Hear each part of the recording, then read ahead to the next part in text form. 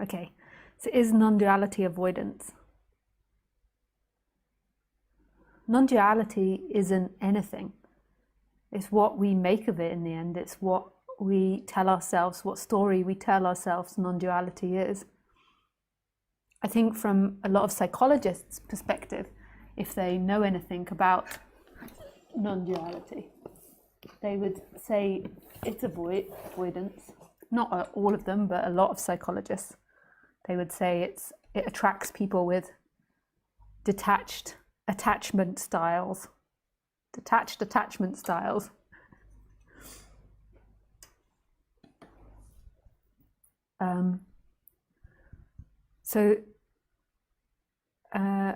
But non-duality in itself isn't anything but what we make of it. Like each individual has their own personal relationship with that word and with the subject.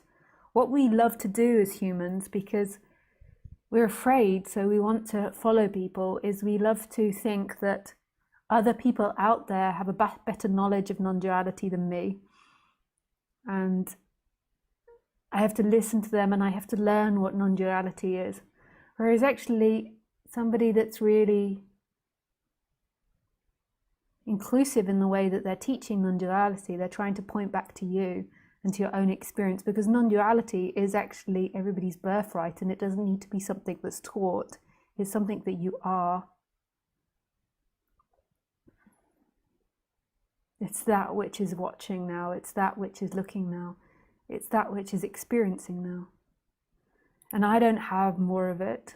Your neighbor doesn't have more of it. Other non-dual teachers, Muji or Francis Lucille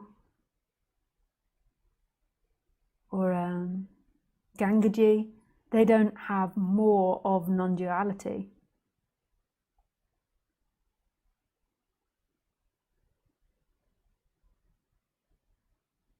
There is just something that's no longer claiming in them to be a person, to be something limited. But everybody's experience is non-dual, like non-separate. Like that which is watching now isn't separate from everything that is. It's only an idea and an energy that says, I am separate from the wall. I am sitting behind a computer. I am listening to Lisa. In your experience, like deeply in your experience, that isn't the way it is. There is experiencing happening, which isn't separate from anything. And that is absolute love and freedom. This is like the best subject ever. That what is experiencing is absolutely free. When you're identified with the person, so when the energy is like contracted into the person, then there is this attachment to time. And that's not actually talking about the behavior of the person or the way that the person sees things. That's a different subject. It's that your essence is attached to the person. Even though your essence can't really be attached to the person, it feels like that. So it's not talking about the person not being upset because their neighbor is like doing building work in the middle of the night, or because a cat keeps doing peas on their lilies and the lilies keep dying, or the heron comes and eats all their fish. So it's not about the person not being upset about that. It's not about the person not being traumatized. So it's not about the person not being upset when someone, say, reminds them of like a traumatizing experience in childhood, like bullying or name calling or physical abuse. So it's not about not being traumatized by that. That's what most people think. It's not about the person not being passive aggressive, knowing all their dynamics. That often that begins to get looked at in this experience, and those sorts of things begin to get sorted out. But that's not what non-duality is about. That's what a lot of people believe non-duality is about. They believe that they're an ego and that they've got to clear up their ego, and then the ego will become enlightened.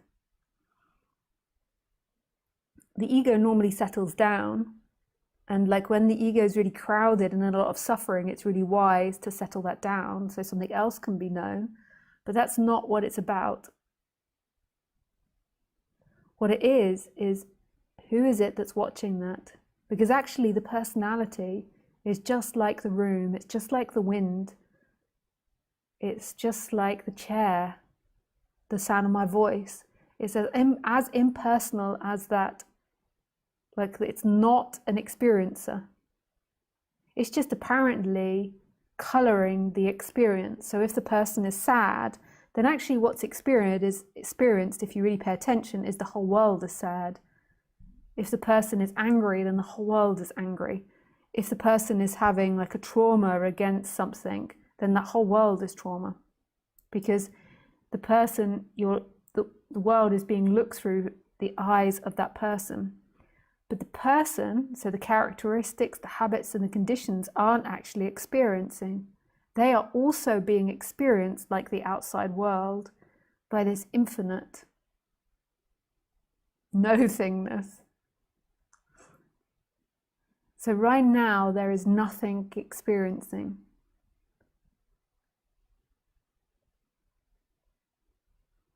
And that no-thingness is so much nothing that by default it becomes everything. So you could equally say it's everything experiencing. And that doesn't go into time, the person goes into time. Your essence is always here and always present. What goes into time is the person that's like, that person's such a bitch, this person's that, this person's that. That goes into time. And most of the time that emptiness is identified with that person rather than its pure brilliance of what it is.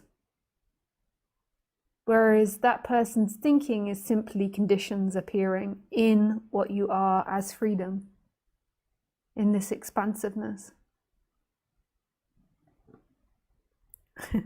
And that's the freedom. It's like an energetic movement back to what you are. It's not a way of being. It's not a way of acting. It's not behavior. It's not morality.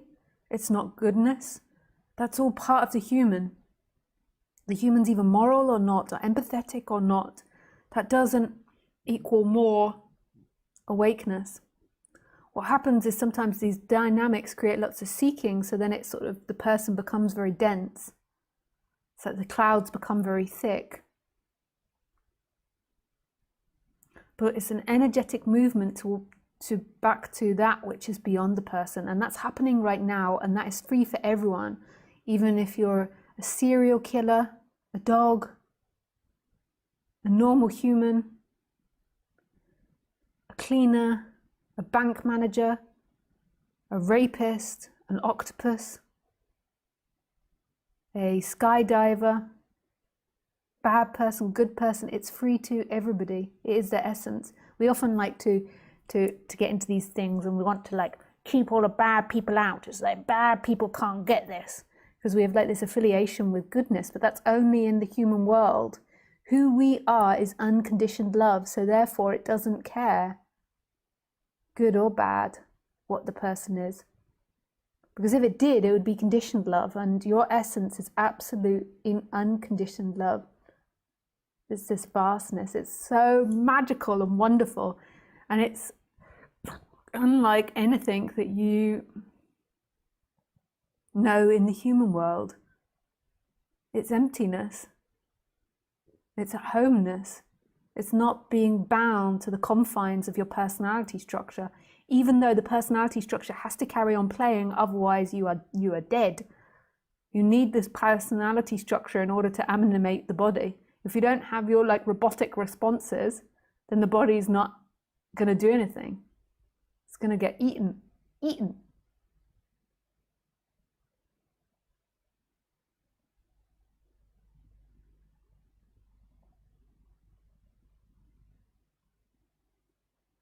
And I'm not opposed to working on the dynamics. Most of the time in my one-to-one sessions, we're working on the dynamics. I mean, there's only a certain amount that you can talk about non-duality because it's nothing.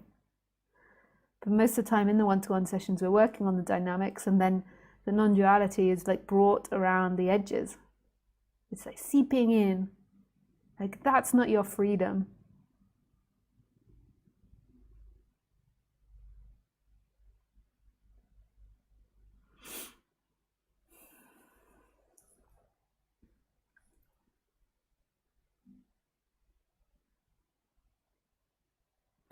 That's not your freedom. There is nothing which is your freedom but this. Like, this is the answer to everything. This. What is the answer to everything. That's so beautiful. That's so powerful. And it's absolute unconditioned love. And it's what's looking now.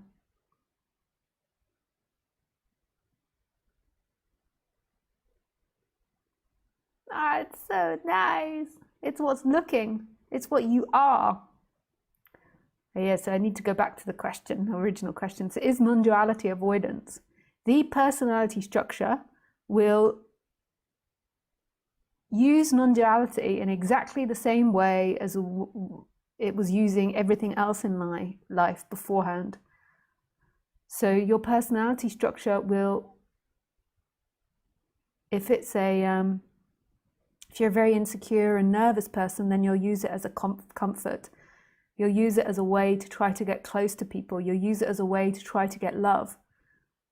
If you are an avoidant personality type, then you will use it to try to avoid people. You will use it to try and keep life away. That's what the personality structure does. It's these patterns that play out again and again and again. And so whatever you get into, whether it be Buddhism, whether it be law of attraction, whether it be non-duality, whether it be therapy, you will deal with it in your typical way of dealing with life, which will be conditioned in the first 5 or 6 years of your life. And then it will be cemented through your childhood and your experiences. So if you want to avoid, you will use this to avoid work, to avoid people, to avoid circumstances.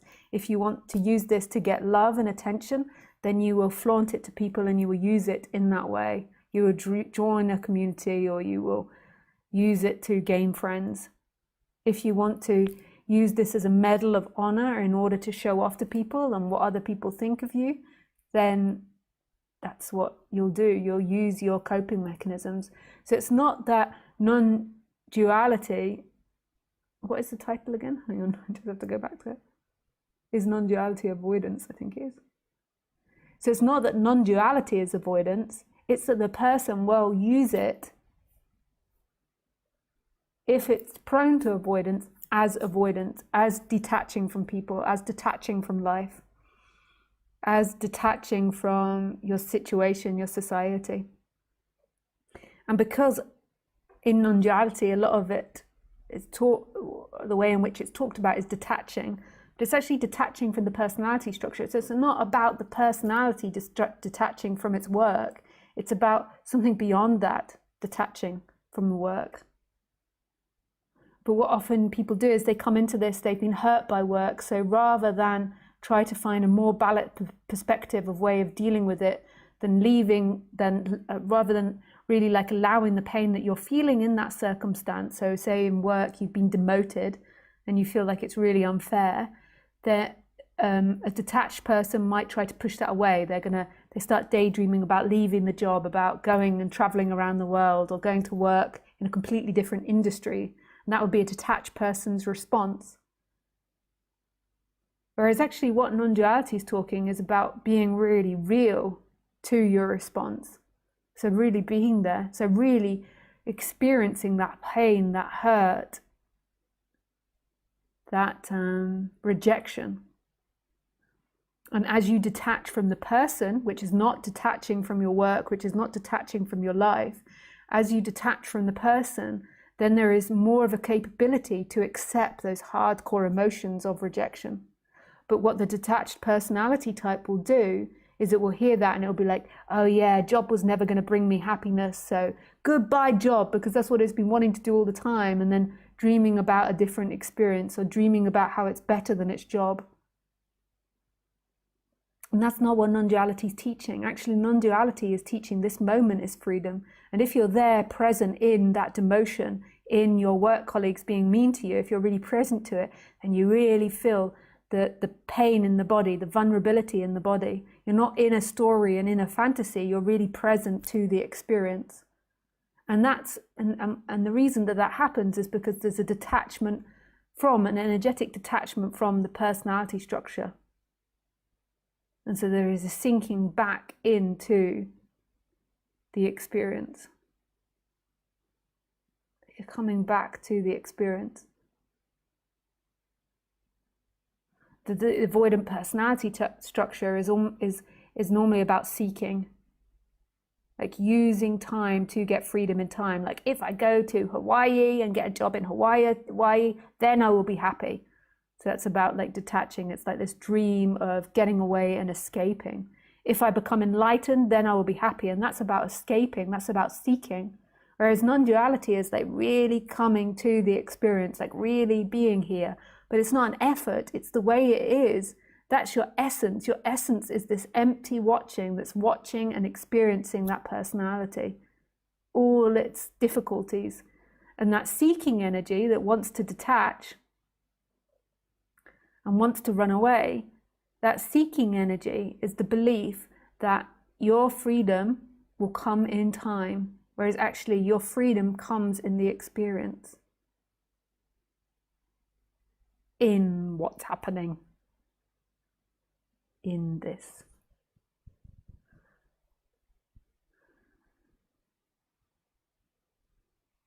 In this.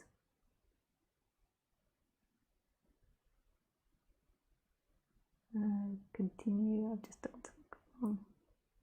Still want to open Skype. It's an application.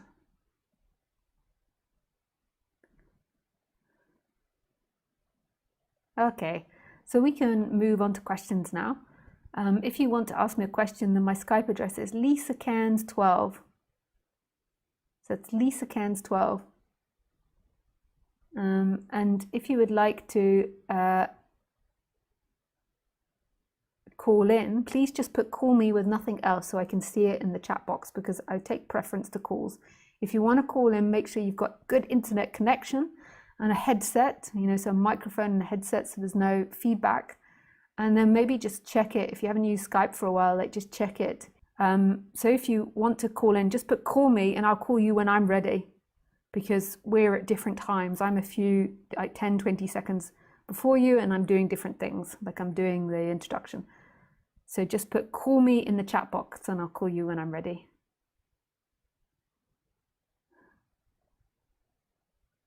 Yeah. And then also if you want to call in as well, like maybe just like have a few seconds to sit there or minutes and think, what is it that I really want to ask here?